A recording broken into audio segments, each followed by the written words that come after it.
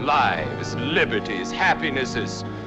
Pursue them where you will. Sing and dance and dip them in bronze if you like. But you will not destroy Dragonwyck. You will not take away from me what has been mine for more than 200 years. No babbling idiot of a governor will make laws that have to do with my manor. Welcome to Season 5 of How Would Lubitsch Do It, a podcast in which we discuss the works of director Ernst Lubitsch, one film at a time. David Cairns joins us to discuss A Royal Scandal, Dragonwyck, That Lady in Ermine, and the death of Ernst Lubitsch. Come visit ernstcast.com if you'd like show notes, resources as to where you might find the films we'll be discussing, a link to our Discord, or just to say hi. Welcome back, David. It's your third time on the show. Glad to be back. I really enjoyed this. It was fun to talk about Ernst. You've drawn the short straw this season in that you're coming to us for the, I think, saddest of sad episodes. Yes, as Douglas Sirk once said, I have no interest in these part works, films which are not quite Lubitsch. We're seeing before the event evidence of the exchange between Billy Wilder and William Wyler upon Ernst Lubitsch's death, which is no more Ernst Lubitsch and worse, no Lubitsch movies. Yeah, as Billy Wilder said of his attempt to imitate Lubitsch, he said, it's like Lubitsch, but it's not Lubitsch. Everything that aspires to that will never be that. Yeah, and today we're talking about three movies that are very much like Ernst Lubitsch, but not Ernst Lubitsch. Dragonwyck by Joseph Mankiewicz, A Royal Scandal by Otto Preminger, and The Lady Ermine, ostensibly by Ernst Lubitsch, but in fact by Otto Preminger. Started life as a Lubitsch project, but Preminger directed the majority of it, and a lot of what Lubitsch did direct, according to different reports, was mostly cut from the film. Mm-hmm. You know, at least most of his musical numbers. Yeah. Yeah, and I'm, for once being a bit anachronistic, I'm front-loading all of the bad news. In this episode, we're going to talk about Ernst Lubitsch and his death. The next episode, we'll talk about Clooney Brown, his last great work, in my opinion, and kind of celebrate his life. But here we have to grapple with the fact that, you know, spoiler alert, Ernst Lubitsch in the year 2023 is no longer with us, and he hasn't been with us for 76 years. He died way too young. And so before we start, I think I'll give a little kind of update of what was going on in Lubitsch's life after Heaven Can Wait, because as one might notice, there is a fair gap between Heaven Can Wait and these three films and Clooney Brown in terms of time. And, you know, what happened is September 1943, Ernst Lubitsch has his first, that we know of, heart attack. During this episode, when a friend of his tried to comfort him, he apparently said, "When I die, this is what I'll die of," which ended up being true.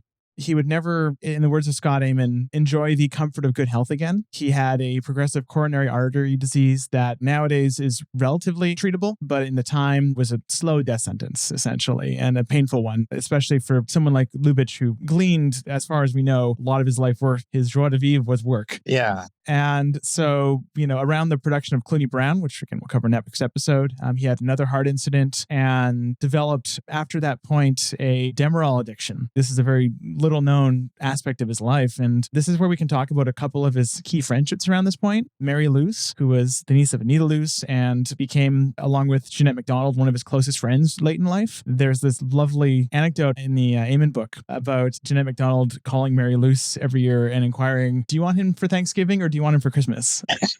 Which is lovely. But Lubitsch, in around mid-46, develops a severe Demerol addiction. And this is where another one of his great friends late in life comes in, which is the doctor Maximilian Edel, who Lubitsch credits with saving his life. And at the time, most of his friends credited his treatment for his heart condition, but it was really because Maximilian ended up living with Lubitsch for a month to wean him off of Demerol in late 46. Which he was on partly for anxiety provoked by the heart attacks, I believe. Yes. And so apparently the two became such close friends that Lubitsch would kind of go out of his way to ingratiate him to his high circles in high society so that Maximilian could forever have a top-of-the-line clientele. And so after this episode, you know, Lubitsch had, and this is a really, you know, to me, devastating part, is that Lubitsch had basically pushed away very briefly all of his friends. He became paranoid. He accused Mary Luce of trying to, you know, steal his children. You know, what ends up happening is he gets weaned off this medication, and Mary and her friends throw a birthday party for him in January of 1947, to which Lubitsch sent her a note, "Thank you for giving me back my friends." It's so lovely. Yeah, it's the end of Lubitsch's life is this incredible interplay of horrible tragedy and incredible warmth from all involved. I'll talk about Lubitsch's death at the end of the episode, what actually happened there, but he had just gone through, it's also worth noting, a divorce. We went over this in the Heaven Can Wait episode, but he had finally legally divorced Vivian after a few years of essentially being estranged. So his life was an absolute mess in many ways, but it's clear that his friends stood by him. He also seemed to have stood by his friends throughout all of this, which leads us to the production of these films. Yes. Which is where we can kind of really get into it, because he reports the Fox lot in January 44, and this is a few years before the depths of his drug addiction, but he's essentially given a 3-picture deal with Daryl Zanuck to produce 3 pictures with the option of directing the last one, which ended up being Clooney Brown, and 2 of those pictures end up being A Royal Affair and Dragonwyck. Yes. His doctor eventually was of the view that stopping Lubitsch from directing was not a good treatment for his health. In fact, it was a death sentence, and he would be kept alive by directing rather than killed by directing. It would have made him live longer, his doctor reckoned. Certainly people have said that standing by helplessly watching as Otto Preminger directs A Royal Affair could not have been healthy. I think directing is anxiety-provoking. I don't know how severe it would be for a man in Lubitsch's position. Probably it would. It would probably still. Billy Wilder called him up before making his first film and said, "Directing my first film tomorrow and they will shit my pants." And Lubitsch said, "I have directed 60 films and I still shit my pants." So film directing is maybe not a job for somebody with a dicky heart, but if somebody's whole life is an uninterrupted ribbon of film, as was said of Lubitsch by somebody or other, he's got to be allowed to do it. Neither of these 2 films seems to have been a very happy experience. Joe Mankiewicz was somebody who Lubitsch knew and liked. They hung out together. Mankiewicz spoke German, so they were quite good pals before Dragonwyck, but not during, which gets us into that question of whether directors make good producers. Since nobody would be able to direct like Lubitsch, could anybody direct for Lubitsch and make Lubitsch happy? He doesn't seem to have been a happy studio boss at Paramount.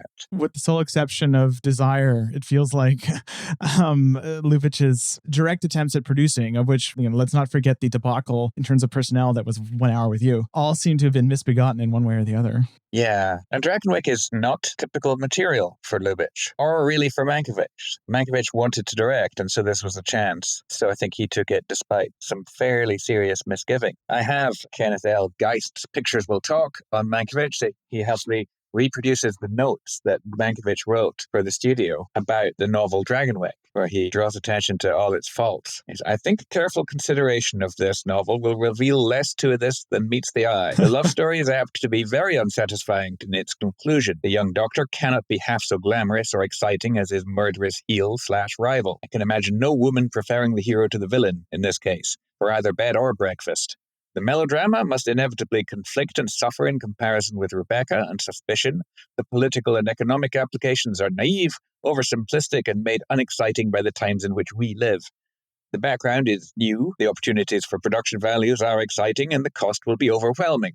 I think it's a very good diagnosis of things that are wrong with Dragonwyck, which I haven't read, but I have seen his film of it, and he hasn't solved any of those problems.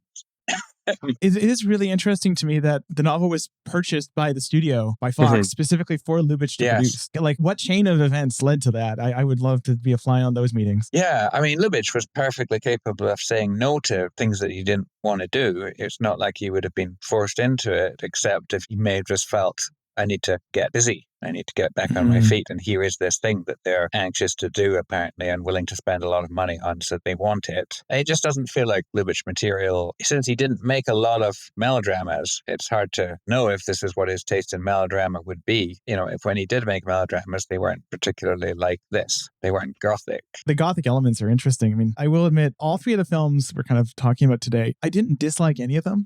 I didn't particularly like them either. But they all have interesting things about them, where in the case of Dragonwyck, you mentioned in the passage you quoted that the doctor, the humble doctor, could never be as interesting as the villain. And if this film has one thing going for it, it's Vincent Price.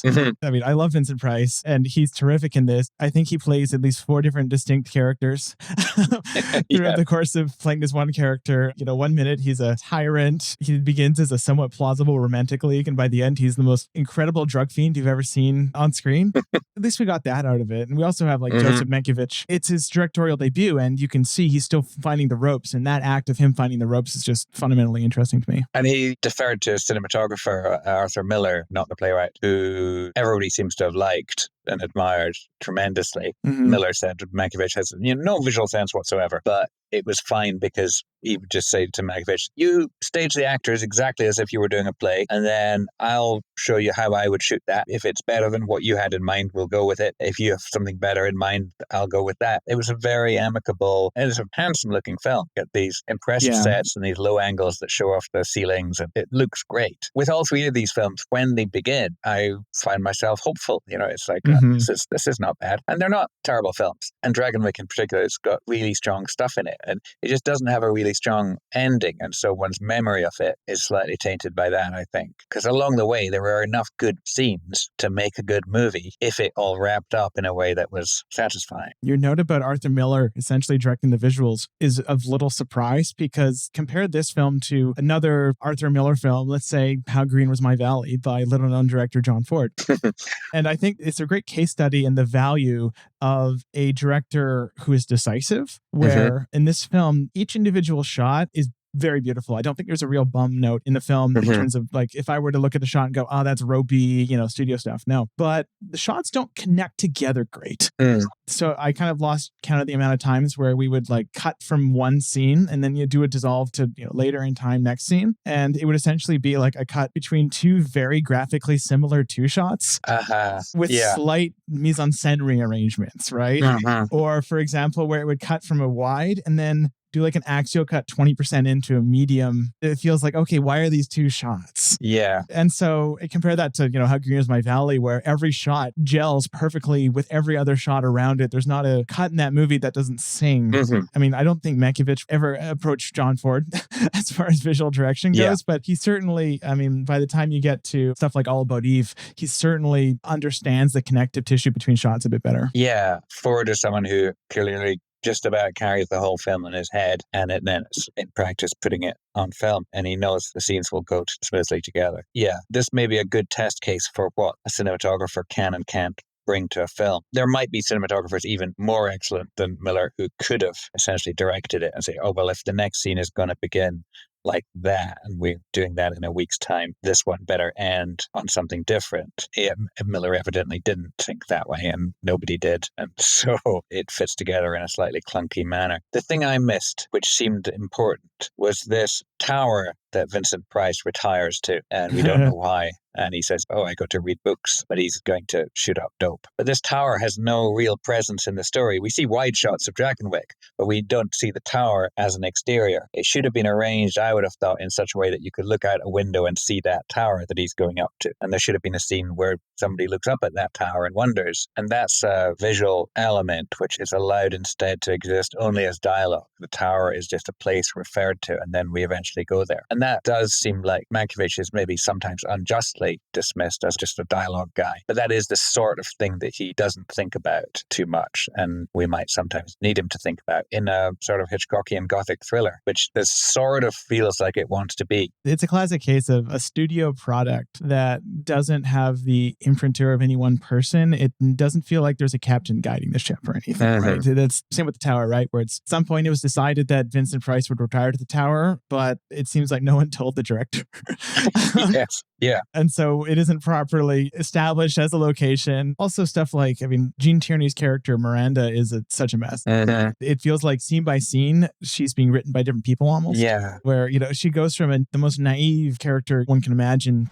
Oh, you'll have a wonderful time. But I won't know anyone to talk to or to dance with. Oh, everyone will want to dance with you, Miranda. Golly, I hope so. To a literate, authoritative voice of God, essentially, bringing the Bible here. I believe in God. It is your privilege. I have no And intention. so will my child believe in him. And I will pray to God to make him healthy and strong and happy. And then occasionally she's also the voice of organized labor in the U.S. I've seen farmers with their crops ruined and their cattle dead. And most of them just go to work. And none of those connect even a bit. I mean, the Price character, I think, actually connects quite well. But hers, it feels like a scene by scene, I don't know which Miranda I'm going to get. Yeah. And Tierney, it's an impossible assignment. Yes, and Tierney wouldn't be the person to resolve that. I like her. There's lots of Jean Tierney movies that are among my favorites, but she's probably not an actor who's going to step in and take a grip off a character that's somewhat poorly assembled and bring it all together in some fascinating performance that resolves everything. There might be somebody who could do it. So, I mean, one thing that all three of these movies probably could be criticized for is casting, and poor Glenn Langan is the victim here. Oh my gosh. I mean, I think if your nice doctor character is in danger of being boring by contrast with your interesting cad, cast somebody interesting, and Glenn Langan ain't your man. If one thinks of Max Ophuls' film Caught, there is a similar nice doctor contrasted with an evil captain of industry, a sort of Howard Hughes figure played by Robert Ryan. Now, very hard to come up with somebody who will be more interesting than Robert Ryan playing a psychopathic Howard Hughes. But they did cast James Mason. He's really lovely. He's really good, and he's not boring. So that would seem like if Mankiewicz was concerned that this character would be dull by contrast, why Langan? I know it's wartime. There's a shortage of leading men. I think that my ideal version of that casting is cast some very rugged American guy with a chip on his shoulder. Someone with actual anti-authority credentials. So I'm saying cast Humphrey Bogart as the doctor and just let him light up the screen whenever he's on and take his much too large for the role paycheck. That could work. I mean, if you're going for a Glenn Langan type, but with some actual screen presence, a sort of Joel McCrea type figure who'd just be very lovable and obviously a preferable guy. Because part of the tension there is that we know the code means that however nice the doctor is, she can't be allowed to go for him while her husband's alive. So you would have the productive tension of here's the totally unacceptable romantic object and here's the also totally unacceptable romantic object, and what's a girl to do? That could all have been potentially interesting, just if you had somebody who was a bit more charismatic or if you wrote him a bit more excitingly. It's like Mankiewicz accepted that these were the limitations of the material and it wasn't his job to make improvements to those things. It feels like no one at any point in the production, except arguably Vincent Price, really decided to elevate the material, really felt invested. To me, the most interesting part of the film, aside from Price, is the fact that I had no idea what a Dutch patroonship was before watching this movie, and now I do, and I feel richer for it. Yeah. There's some historical information in there, which Mankiewicz tells us is not particularly accurate or nuanced, but who knows? Maybe he did fix that. Funny enough, if you actually look up patroonships on Wikipedia, there's only one piece of popular media in the listing, and it's Dragonwyck. Right. So this film is history's preeminent popular depiction of the Dutch patroonship system in New York. Good. Okay. Well, at least we have that to cover it. Yeah, I don't require another film about that. But they made some play out of it. This is sort of a Rebecca knockoff. Yes. And one thing about Rebecca, the I character in Rebecca that works, is that she suffers. She's constantly suffering in a fairly consistent way about a series of things that are all connected up and mysterious and compelling, and you need to know what's going to go on. But all through it, you have this helpless character being persecuted by fate, and Laurence Olivier and Mrs. Danvers and George Sanders, and she's a helpless kitten being mistreated. That's compelling. And Miranda doesn't really suffer that much, but she does have a Mrs. Danvers figure. And this is my other favorite thing in the film. I think Vincent is great, and he is rehearsing all of the Roger Corman movies in turn. Yes. It's so perfect. They just know exactly what to do with him, it seems, right from the off. The only thing that lacking is it's not a horror film. Spring Byington as the Mrs. Danvers has found a new way of playing that part. I mean, the part doesn't have any reason to exist. She doesn't get to really do anything. She's just sort of insidious. She disappears before the end. That is another thing about this film. It feels like, and this was very apparent while watching it, there's multiple characters that disappear off the face of the earth in this movie. You have Vincent Price's daughter. You have Magda, the servant, who is a major character for all of 15 minutes. There's Jessica Tandy as the other servant who kind of takes her place. Anya and I, while watching it, actually thought, is this like a situation like The Room, where the actor who played Pete left and they had to introduce a new character named Steve? Because it feels like that. There's a weird discontinuity there. Yeah. If you're going to have Spring Byington and have her be so menacing in her smiley, twinkly way, that was what I loved about it, rather than playing it as dark and threatening and suspect as Judith Anderson plays Mrs. Danvers. She plays it as if she was the usual Spring Byington character, and they're usually adorable and eccentric and twinkly. And she plays it that way while saying all this deeply creepy shit. And it's great. It's electrifying and it's off kilter and unexpected, which is a good thing to have in a film like this. And if there were more of that, it would be nice. Great. And then something goes out of the film when she more or less vanishes. Nothing happens to her. She's still around, apparently, but she doesn't get to burn the place down. And we really want to see Dragonwyck burned down by the end. I think we hate that place sufficiently. It would be cathartic. Instead, we have to make do with the on-paper victory of the anti-rent movement. Yeah. Which isn't quite so satisfying as fire. I think a conflagration may have been planned and then avoided either for cost or corniness reasons or Rebecca reasons. Some of this stuff is the kind of bagginess that a novel can get away with because you don't read a novel in one sitting. And as long as there's something that keeps you coming back to it, you're okay. And screenplays are different. Some of it may be censorship as well. There could have been things in there that they couldn't treat the way the book did, and so they end up being maybe half-assed. It's hard to say why so much of this doesn't compute. You know, listeners at this point might be saying, wow, these two are very ambivalent about this film. And I will admit here right now that this is much my favorite of the three films. Despite my ambivalence, this is my favorite of the three films we're going to be talking about today, because the other two are, I think, even more problematic. This one, maybe the fact that it does not particularly seem like a Lubitsch film removes all sorts of comparisons that wouldn't be favorable. Yeah, because the other two feel like failed Lubitsch or heavily compromised Lubitsch projects. Yes, I think that's true. Whereas this one, it's just slightly hard to see what Lubitsch's attraction to the material would be and what, if anything, he brought to it. What did he do as producer? We know he rowed with Mankiewicz. One tale that Mankiewicz tells, to Lubitsch's credit, is in a scene where Price enters Jean Turney's bedroom and berates her. Lubitsch says, but you should have shut the door so the servants wouldn't hear. And Mankiewicz said, oh my God, you're right. So he did admit that Lubitsch's instincts were better than his on that occasion. But mostly, he wanted to do it his way. He wanted it to be his film, I guess. And it's kind of shocking that you've got somebody like Lubitsch on hand to suggest how things might be best done and you don't want to listen. That is maybe the kind of arrogance that a Hollywood director has to have, though. It would serve him, Mankiewicz, well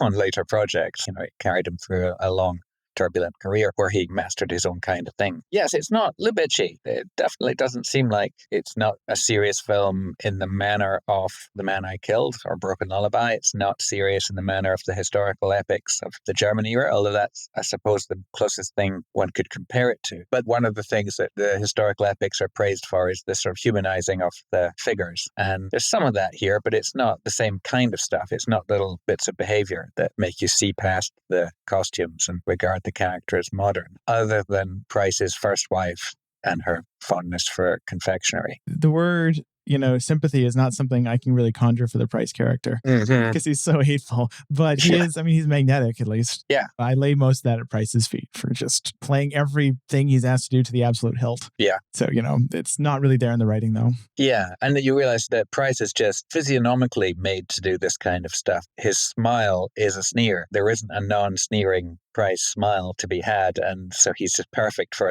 sneering villains and sort of campy sneering villains. He's so good and wrong for almost anything else. Just delightful.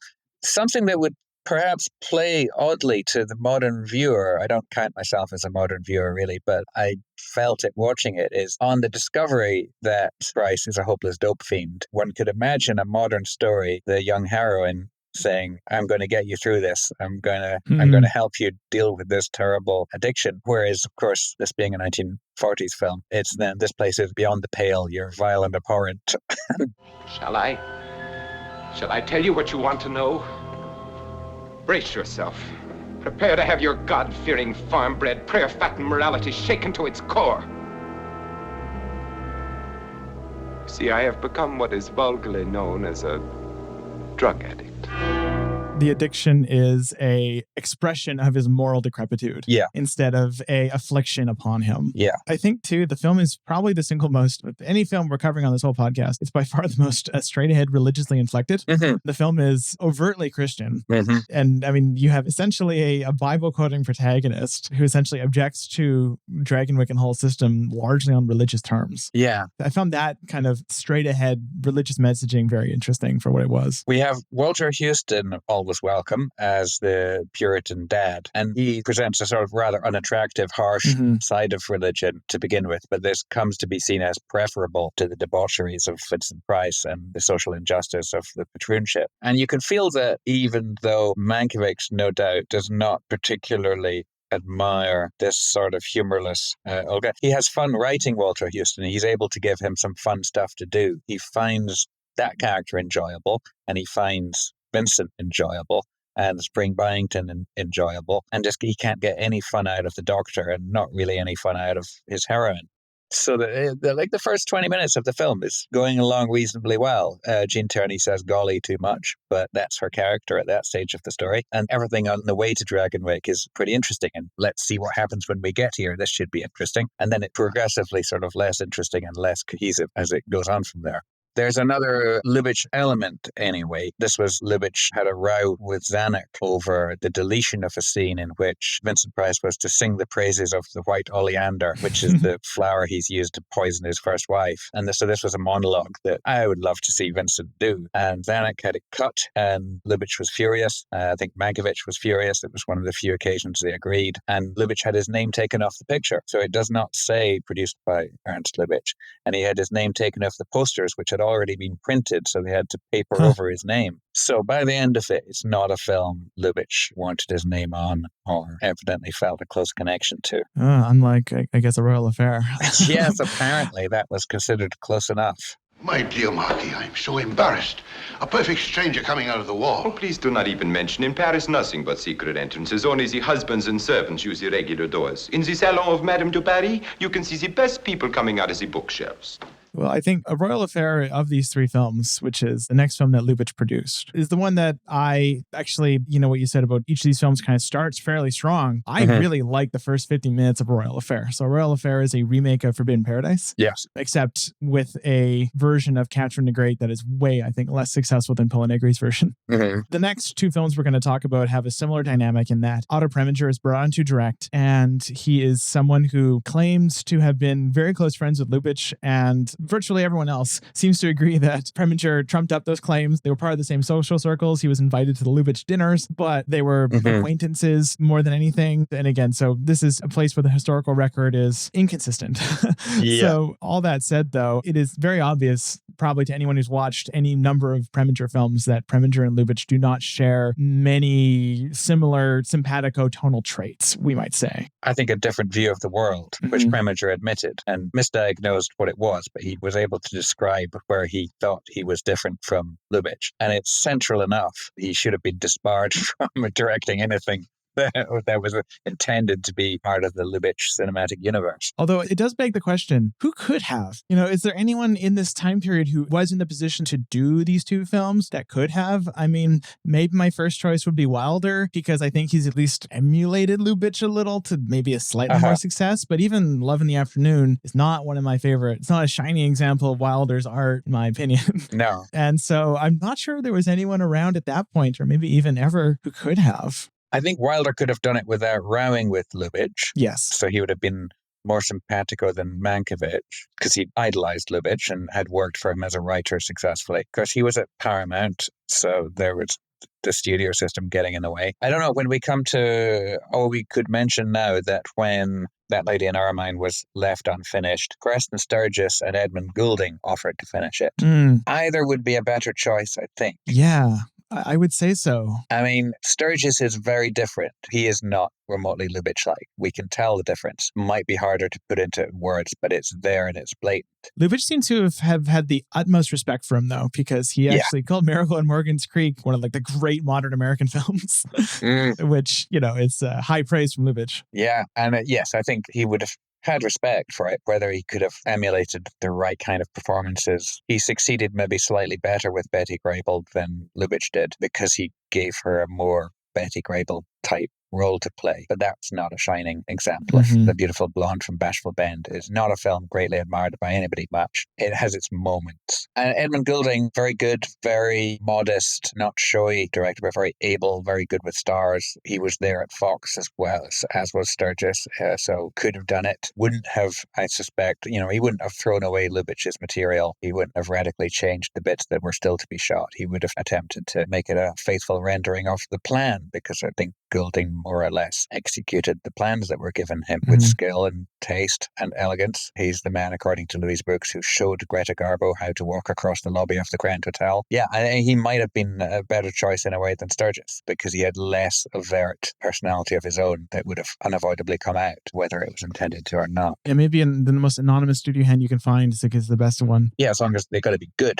So yes, they have to be a good studio hand. Yeah. I think Preminger's kind of misunderstanding of the material is explained well in Scott Iman's book. I mean, I've got Preminger's book. Oh, yeah. Okay. I'll read this. Yeah, please do. The royal scandal was sneak previewed in a little theatre some distance from Los Angeles.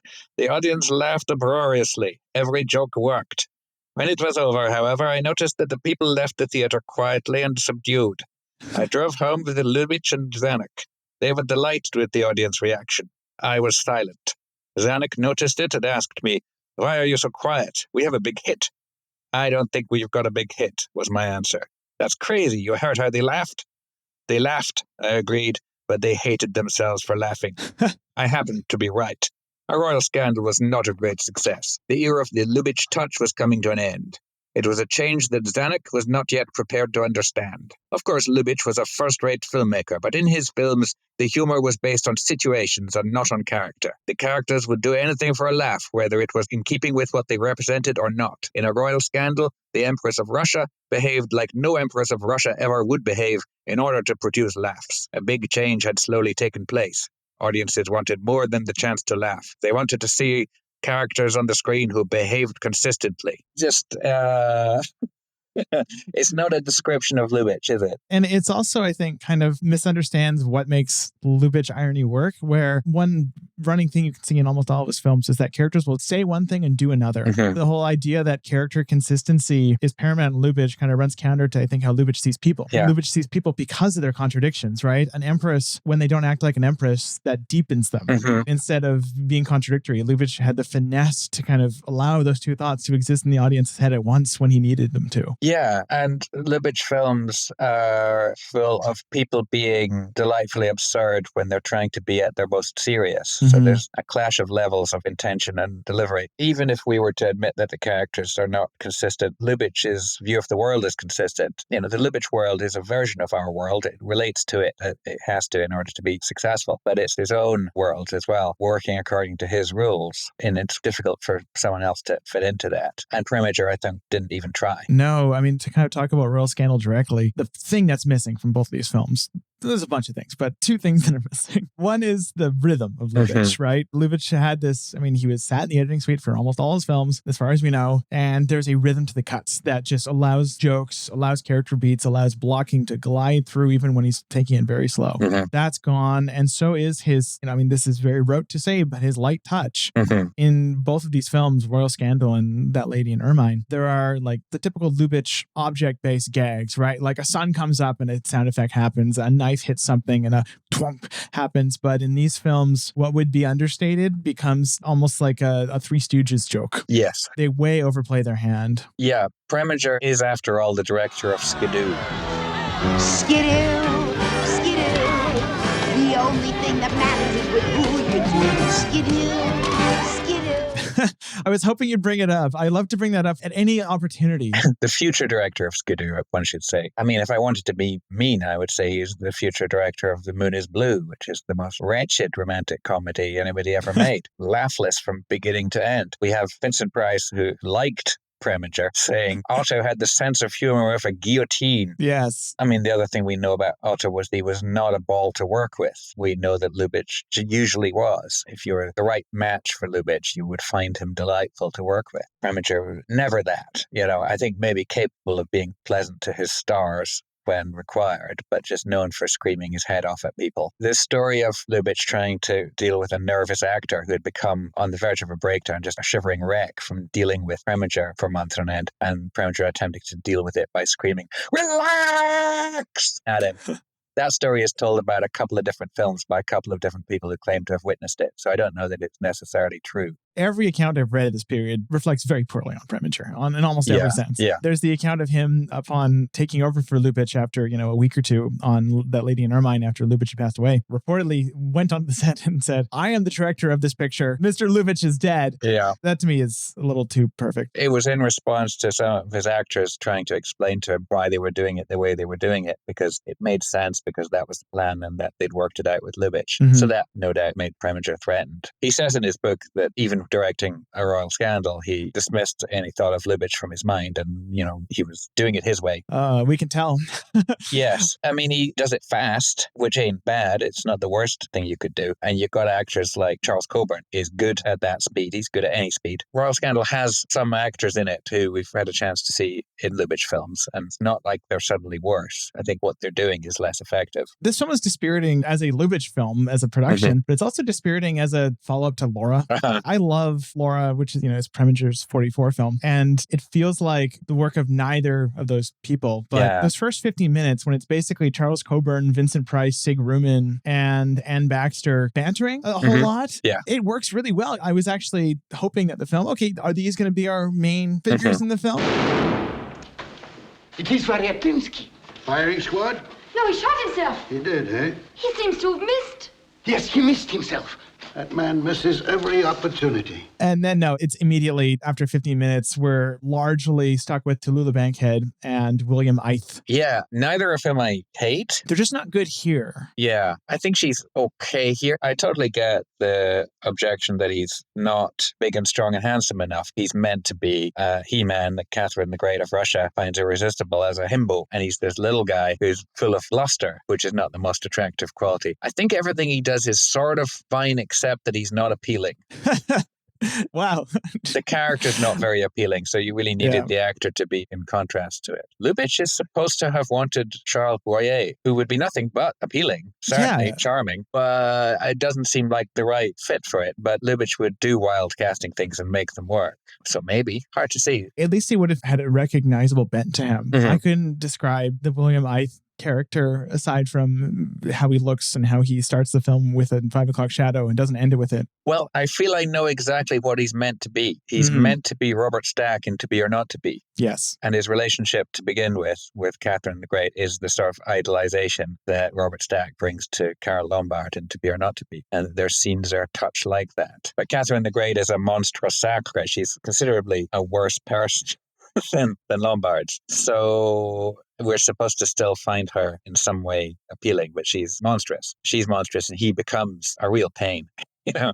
His attempts to reform Russia are never accorded any dignity by the film, and so we can't respect him. He's also, I guess, in literally the Rod LaRoque character from Forbidden Paradise as well. Yes. And even in that film, he was much the weakest, I think, of the three kind of co-leads. It's hard to compete with Paul Negri and Adolphe Menjou. Yeah. So it does feel like the character in both versions is just a slightly boring stiff. Yeah. Even though he's supposed to be naive, but I mean, it shows how good Stack was and how well written that character was, because he's kind of maybe the one time in the Lubitsch canon where that character type just sings completely. And Stack probably was still away in the Air Force and came back from the Air Force a bit too serious maybe to have done what he did. As a young man, he came back with a bit more gravitas and a bit less lightness. But that's how I could imagine the world working. I think if you had a young Robert Stack in there, everything would be better. It would be organic because that would make her better. It would make everything better. And you see in the scenes, any scene with Charles Coburn in it, everybody else gets a bit better. It's just the magnetism and the rhythm, and even when compelled to do things at double speed, Coburn pretty much pulls that off. My dear Marquis, you've been sent here to bring our two countries closer together, haven't you? My dear Excellency, I think I know exactly what to do. My dear Marquis, please don't do it. Let Her Majesty take the first step towards the alliance. And I will make the second step. Not even the third. In other words, do nothing. Right, do nothing. But not too early or not too late. I feel the slightest bit bashful for admitting this, but once again, Vincent Price is my favorite part of this movie. I think he is so funny. Apart from the French accent. Oh, but that's what I love of it's so bad. It's Monsieur, the wig is the essence of our civilization. It is the symbol of our century. It is the rococo of the rococo. But I will make the grand sacrifice for the future of humanity. I can almost see like the late Vincent Price, you know, the ones where he's just like not taking a role seriously at all and just like a bargain basement House on Haunted Hill knockoff. Yeah. It feels like a version of that Vincent Price where it's just no one else is taking it seriously. Why should I? I will do these ridiculous accents, you know? Yeah. I love it. I was howling. To me, it felt slightly wrong. Douglas Fairbanks Jr. is not required to do a Hungarian accent in That Lady in Ermine.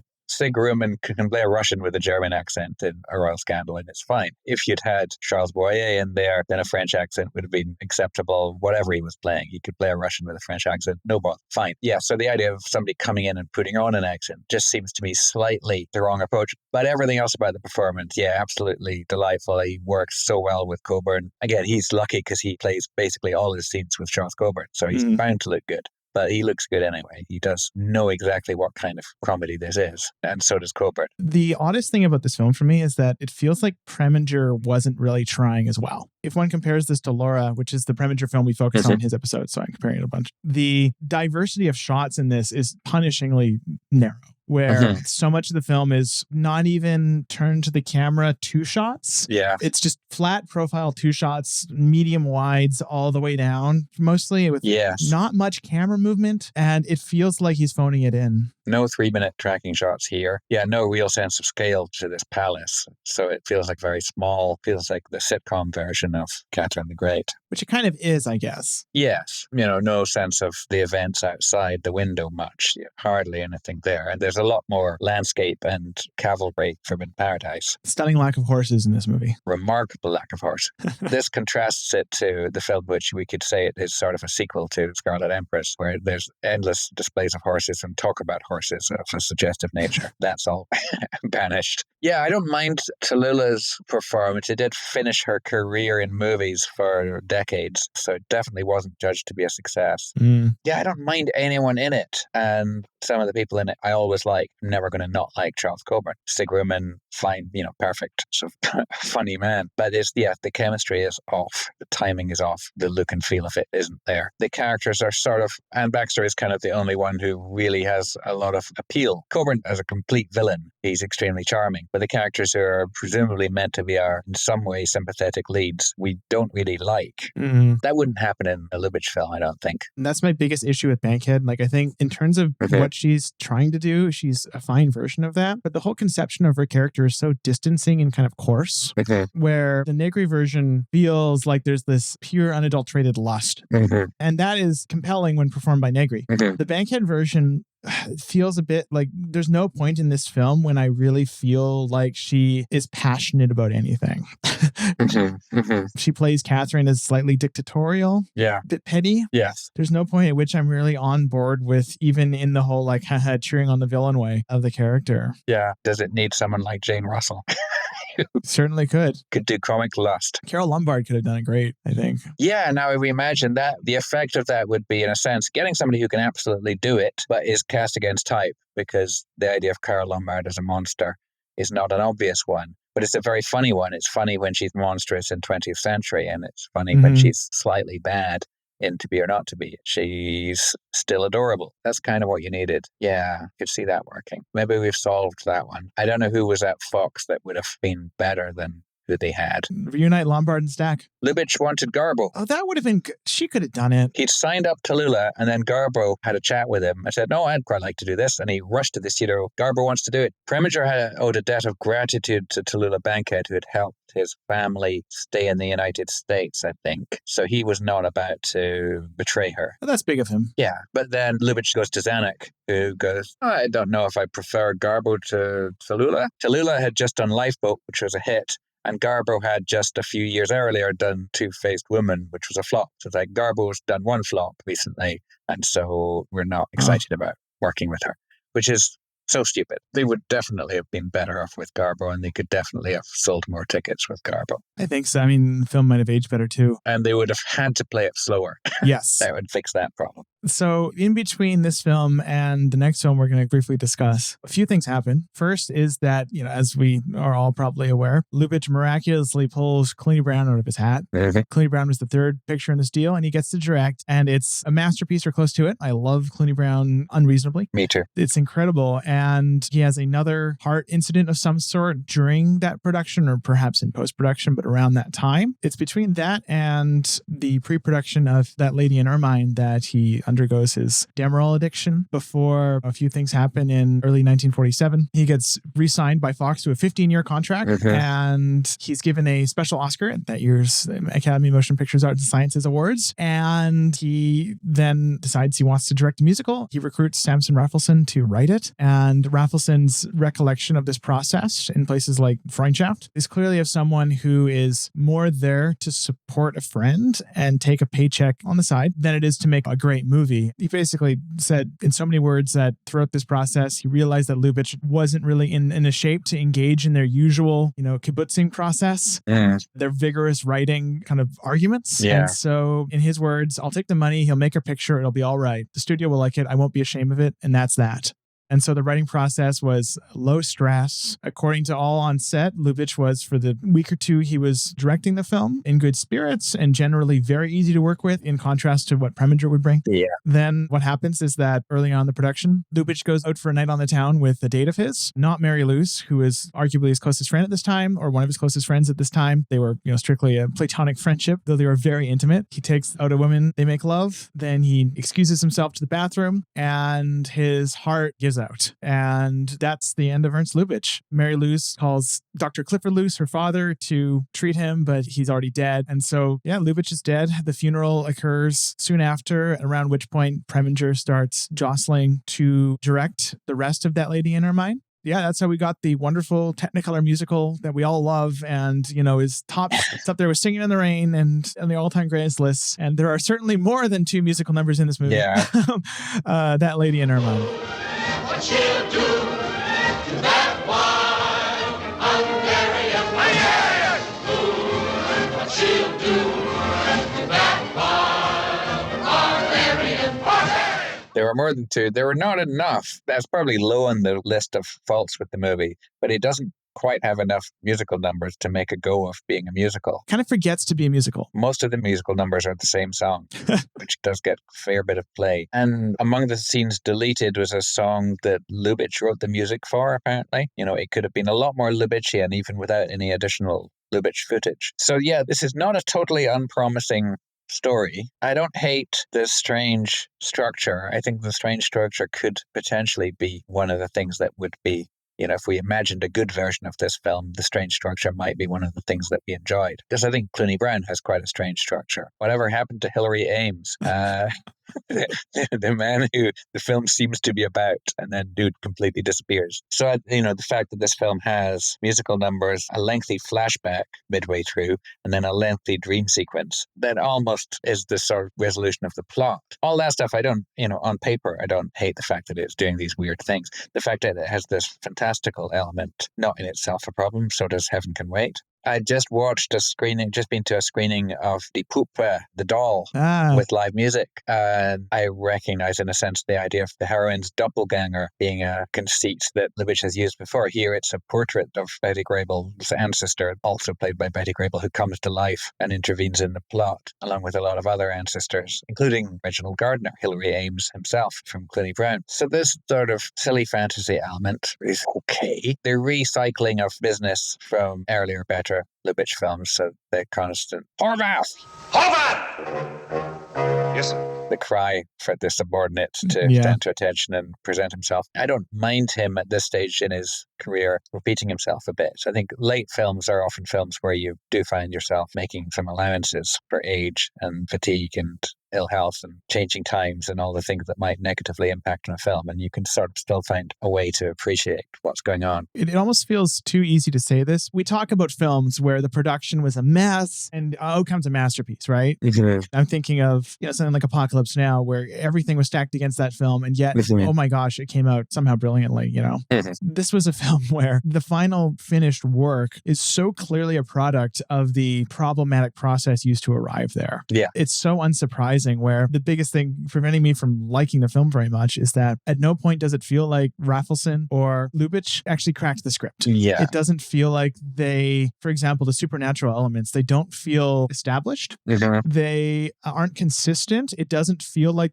the way they operate at the end is the same as the way they operate at the beginning. Yeah. Their big musical number, when they all kind of go throughout and promise to like throw out the Doug Fairbanks Jr. character, that seems to promise a movie that never happens. Yeah. The plotting around dreams and history and reality is incredibly convoluted. Mm-hmm. It's almost like someone summarizing a half-remembered script. Yeah. I can't put the causal links in my head. And then the other element where it's so clearly a product of its making is that script-wise, it still feels very Lubitsch. Of these three films, it's by far the most Lubitchian. Mm-hmm. You have the Schultz reprise. You have lots of little bits of inference, off-screen things, play with objects, that sort of thing. But it's all handled with Otto Preminger's ham fist. Yeah. And so I wish I had more interesting things to say about it than to say that, hey, it's clearly a Raphaelson script that he never bothered to finish. And it's clearly a film where Preminger had to step in. Cesar Romero, if you close your eyes and sort of close your ears, but just keep the timing, is channeling Edward Everett Horton, which is a bizarre thing to say. Oh, yeah.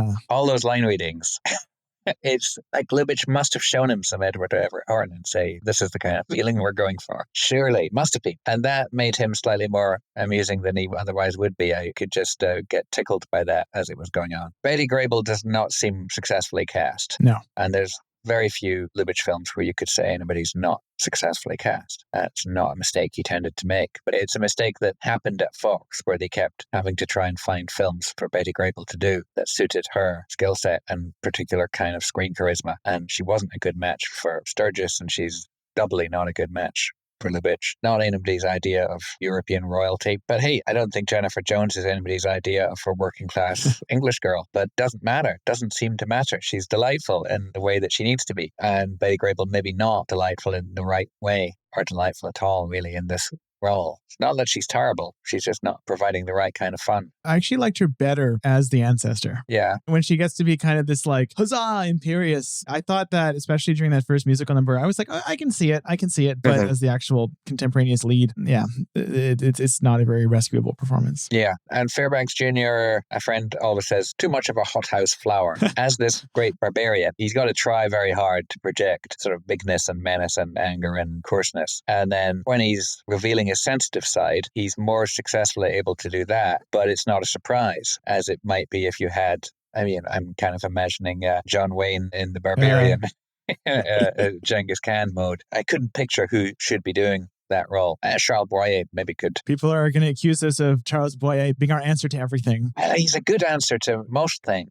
Of the people that should have been in lots of Lubitsch films and aren't, he is one. I was moved to read that Lubitsch was hanging about with Rex Harrison in those years. Now, firstly, moved because I feel sorry for Lubitsch for having to spend time with Rex Harrison, who seems like the most awful person, but one of the greatest light comedians who ever lived and would have been so good in a Lubitsch film. Maybe not this one. Well, of course, he was in The King and I, so he was Anna in The King of Siam. He was the original of the Yul Brynner part, so he could play barbaric despots, or somebody thought he could. This is a slight sidebar, but I'm curious, is there one actor that you wish that Ernst Lubitsch could have had the opportunity to have worked with? Contemporaneously, of course, like living actors now, I could have said. Well, it's so close. Rex Ingram is at Fox. He's at the right studio. Wouldn't have made sense, and then you couldn't have put him into any of these three films very easily, but you could have put him into almost any other, and he would be great. So good. An underappreciated player, I think.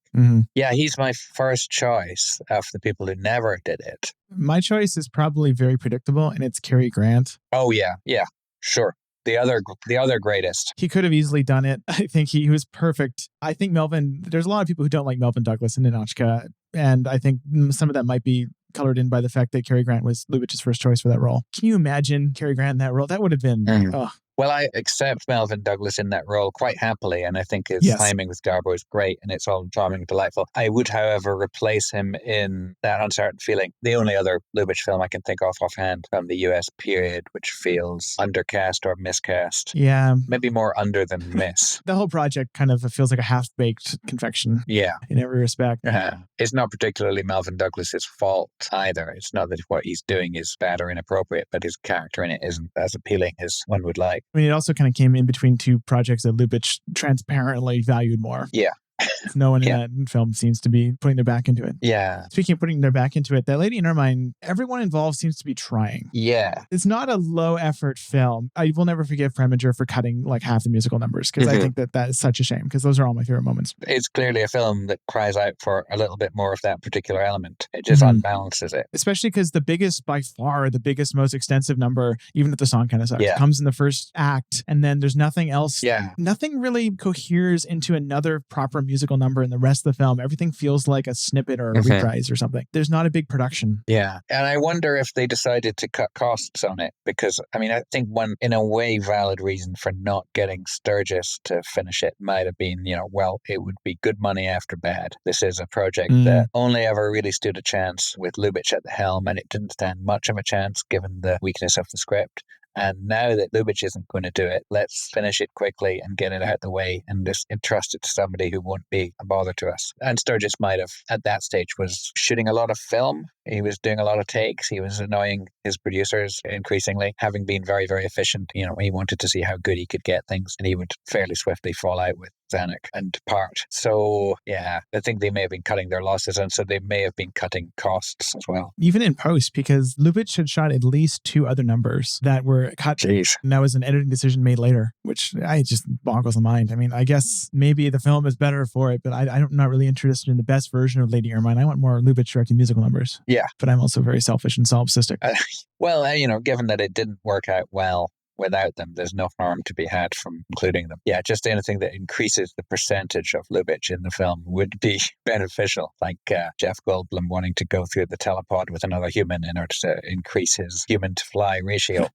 We need more of the human Lubitsch and less of the insect Preminger. Exactly. Viewers, listeners should not get the impression that we dislike Preminger's cinema. I think we're both fans of the good Preminger stuff. Not necessarily adoring of Preminger, the human being, although he has his good side. The story of how Skidoo got made warms my heart.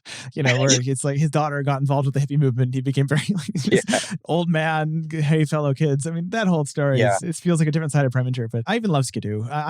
There's many Preminger films that I greatly admire. At one point, I find myself imagining Otto in the role played by Douglas Fairbanks Jr.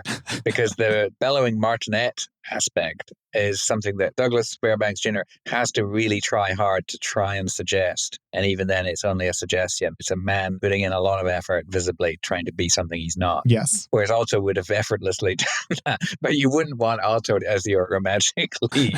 I don't know how plausible that would be. It would be surprising. The movie is still somewhat surprising because I can't think of another romantic comedy from the classic Hollywood era. A woman is married and falls in love with another man, and then they just annul the first marriage. That's kind of a great Gordian knot cutting kind of happy ending for this movie. It's a nice touch. That's accepted. That's not considered immoral. The marriage was never consummated. They make a big point out of that. Yes. And so it's okay to do the one thing that you're otherwise unable to do in Hollywood movies. Divorce is not good, but royal annulment, we're all for that, Yeah. Long live the monarchy. Yeah, that was good. If you had anything very strong in between the first 10 minutes and that could have made all the difference. And that there is one great Preminger staple here, and that's that a man falls in love with a painting. So we got that.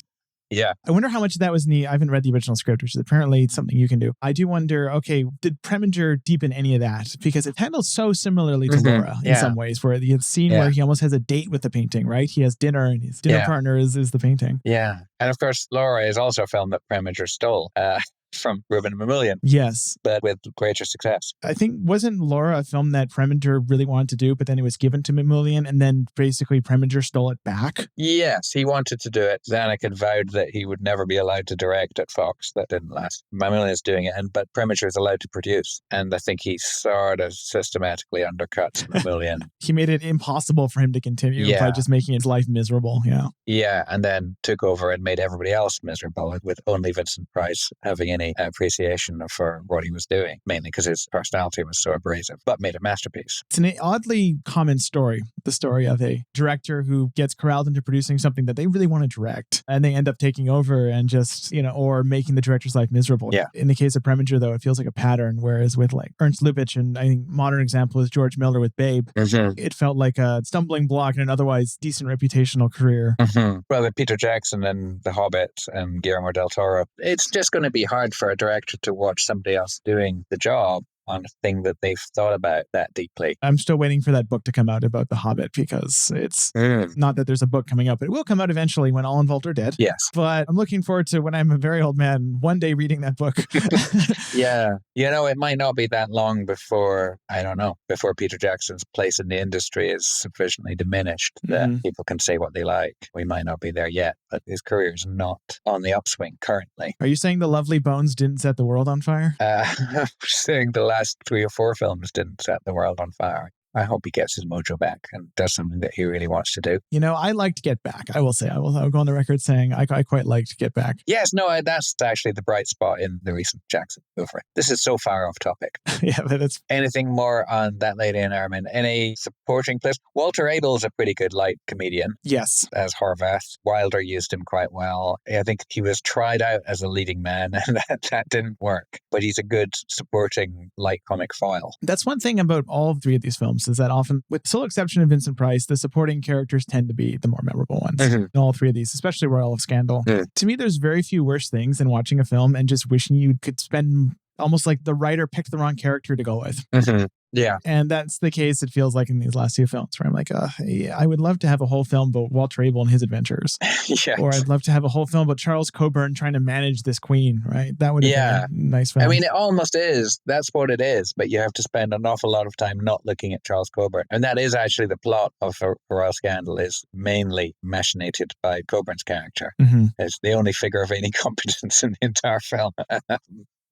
And everything he gets to say is kind of delightful, and he's such an unredeemed character except by his charm. He's a lovable rogue, even though he's a monster. And I suppose that if we could imagine Catherine the Great also being a monster but being lovable in the same way, then you might have a film that really works. The thing that strikes me most about these 3 films is that I'm amazed that Clooney Brown came out as well as it did, because this is the context in which it was made. I mean, Ernst Lubitsch, a director who had at that point been in poor health for a number of years. Yeah. You had a very tenuous arrangement with the studio that kind of didn't really trust him to direct a movie anymore, both because, although, I mean, Heaven Can Wait was a huge hit, but he wasn't a reliable commercial slam dunk anymore.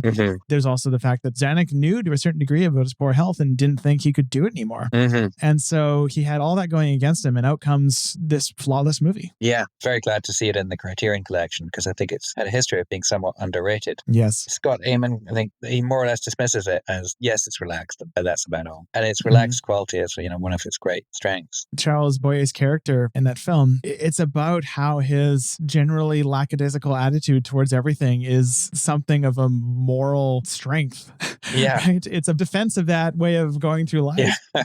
Which is a defense of Lubitschism. It's kind of his ultimate statement on himself. Of course, it ends with an immigrant coming to the America and setting the world on fire with the Nightingale attacks. The Nightingale returns. Yes, it's a frivolous light entertainment, but people see something in it, evidently. Yeah. Yeah, I just love that film. And yes, obviously, it would be nicer in a way had that been his last film, but at least it's his last completed film, and that it's important that he completed it. A film that's got Lubitsch all the way through it. It makes a difference. For those of you listening, wondering why we're covering That Lady in Ermine before covering Clooney Brown, this is exactly why. Ernst Lubitsch's life, like all lives, was not clean. He didn't finish on one of his best films, but we're going to finish the show on one of his best films. hitting the end of this podcast, this is one of the last episodes that we're recording, actually. It's a very melancholy experience for me, especially recording this, right? Because this is where we deal with the death of Ernst Lubitsch. I did my homework before visiting Los Angeles to record some of these episodes and actually visited his gravesite. My kind of gesture was I put a single red carnation on the grave in reference to Shop Around the Corner. And that was months ago now, but that felt like it was the least I can do. Yeah. The least I can do for the man who brought me so much joy. And I think Paul Cuff back in season 2 said doing the commentary for Napoleon was kind of his attempt to give back, to kind of thank Abel Gance for all he had given him. And, the 60 some odd hours that this podcast is going to end up being, all told 70, is the least I can do, the absolute bare minimum that I can hope to do to say thanks to Ernst Lubitsch. Yeah, he's definitely someone who deserves all of our gratitude. That will never not be true. And I think ending out of sequence is kind of nice because it means that the famous Wilder exchange at the funeral, no more Lubitsch, we're still no more Lubitsch movies. You have one more Lubitsch movie to talk about. So, yes. why do you think, I don't know if this will fit anywhere, why did Wilder go around claiming that Lubitsch was sleeping with a prostitute the night he died and that Wilder had given the money to the chauffeur to pay her off? There was at one point the joke of Wilder finding the girl crying and saying, there, it's not so bad. And she goes, that's easy for you to say. He didn't screw you and then leave you without payment. None of which is true. I mean, given that Wilder's admiration for Lubitsch, why did he tell that story? That's a good question. I wonder. But it's an interesting thing I stumbled across in reading the various accounts of Lubitsch's death, because the popular accounts of Lubitsch's death often are that Wilder story.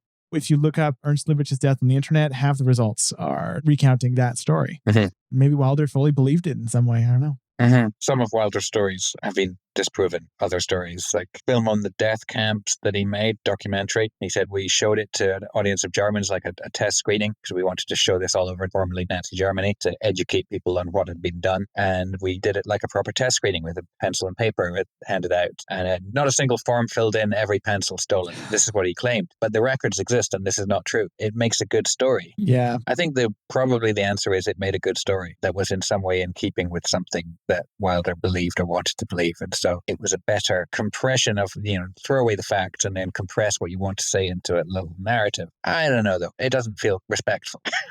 Wilder is well known as a fabulist. Yes. I've been reading one of the biographies on him on and off for the past month, and the guy seemed to have no fealty to truth in the stories he told about his own life. So maybe this just extended to everyone around him. He just loved bullshitting. Yeah. Well, he's a screenwriter, he's a storyteller. It shouldn't be too surprising that storytellers like telling stories. You expect them to stop at some point, and maybe some of them don't. No, it's just part of their DNA. That's why they're great, and we're talking about them. Yeah. After the succession of downer notes and films of questionable quality that has been this episode, I would feel remiss not to let you talk a little bit about Clooney Brown. So how about you just go off? I love all of Clooney Brown. I have almost a particular favorite sense of the beginning of it, which just seems to be a succession of people coming through the door and their presence being misunderstood. I think this has something to do with the plumbing. Love all of that. I remember thinking when I watched it that Peter Lawford and his friend are convinced that Belinsky is this great man and Belinsky seems to be this completely chill dude, that it's some sort of a mistaken identity thing and that we'll eventually find out who the real Belinsky is. But no. Yes, that confused me the first time. It's just that it turns out they haven't misjudged Belinsky's successes. They've misjudged his character. Yeah, his greatness lies elsewhere. Yeah. Really a great man. And this film is not remotely concerned about whether people might get a little bit confused by that. So that's perhaps its relaxed quality, that it can throw away Hilary Ames, who's a perfectly good comedy foil, after he's done his 20 minutes work. And then it can allow a certain amount of confusion about the identity of its main character or its second main character. Doesn't too much care about that. And it all works. It's all absolutely fine. And it can cast a sort of inappropriate actor and make that work. Even in its rare sort of hostility to the pharmacist, the Richard Hayden character. It's interesting. Lubitsch's hostility to outside of actual Nazis is quite a mild hostility, but it's interesting to see the lack of generosity is what he dislikes in these people, I think, and the joylessness. Poor little sheep. It hasn't much future, has it? Just mutton. And where would England be without it? If I was a sheep, I should be proud to serve the empire. It's interesting. I mean, Richard Hayden is not someone we've brought up in the podcast before, but I was utterly shocked when I realized that wasn't his natural speaking voice. Yes, he does it in quite a few movies, but not all of them. No. Sound of Music, notably, he doesn't do it. Somewhere, a hungry little singing group is waiting for Max Detweiler to pluck it out of obscurity and make it famous at the Salzburg Folk Festival. They get the fame, you get the money. 'Tis unfair, I admit it. But someday that'll be changed. I shall get the fame, too. And it's hard to imagine an actor that good resorting to a silly voice like that. That would usually be the last act of Desperate Man. But he makes it, just, shall I do the voice this time or not do the voice this time? Maybe he gives the director like a palette options. Yeah. I think the thing about how Clooney Brown treats him is very telling about the nuances of Lubitsch's kind of overarching moral fabric of Lubitsch land, right? Mm-hmm. Where if manners matter, manners really matter. Giving the airs of someone who is sophisticated really matters. But if someone is blindly upholding the status quo of society, that's a different thing. Even though from the outside, it might seem like, okay, the pharmacist in Clooney Brown is a well-mannered guy. In his context, he is still upholding an unjust class system in this case. And as someone who is doing that, he isn't thoughtfully mannered. He is blind. Yeah. And that lack of self-awareness is the most damning thing to him. Yeah. And the Lord and Lady are not judged as harshly. They're quite lovable idiots. Yes. They're not upholding much of anything. They just exist. Yes. And Belinsky is very gracious to them. Yeah, it's a fascinating philosophy, and one can never really find anything to disagree with in it, even though it's not on the face of it wholly logical, wholly consistent. This is maybe what baffled Preminger. Yeah, and it baffles all of us to this day. You know the line Lubitsch reportedly, here's another fabulist, David Niven. David Niven says when Lubitsch told him, no one can play comedy who does not have a circus going on in his head, which I think is superb. And that's, Otto did not have, I don't think, a circus going on in his head. No. He had a little dictatorship in his head. Yeah. But we love Preminger still. Yes. Thank you so much, David. Your services to this whole massively never to be profitable and Sisyphean show have been absolutely heroic. Thank you so much for coming on and talking about, we've talked about what? We talked about lost films. We've talked about artworks and catastrophes and productions. Yeah. The most obscure of the German films. And we've talked about 3 films that no one, including us, much cares for. And so thank you for being there to help cover, frankly, a lot of the most interesting little dark corners of this universe. So thank you. I owe you a tremendous debt of gratitude. My absolute pleasure. I hope to see you on the next one. Next week, a reading of Freundschaft, Samson Raphaelson's eulogy for Ernst Lubitsch. Head over to ernstcast.com for information as to where you might find the films we'll be discussing this season and other resources such as show notes and our Discord server. How Would Lubitsch Do It is a production of Moving Image Agency. Brennen King was our dialogue editor for this episode. If you enjoyed this episode, please rate and review us on whatever podcast platform you happen to use. It helps other people find our podcast and therefore find Ernst Lubitsch. We'd like to acknowledge that this podcast was produced on the unceded territory of the Musqueam, Squamish, and Tsleil-Waututh peoples.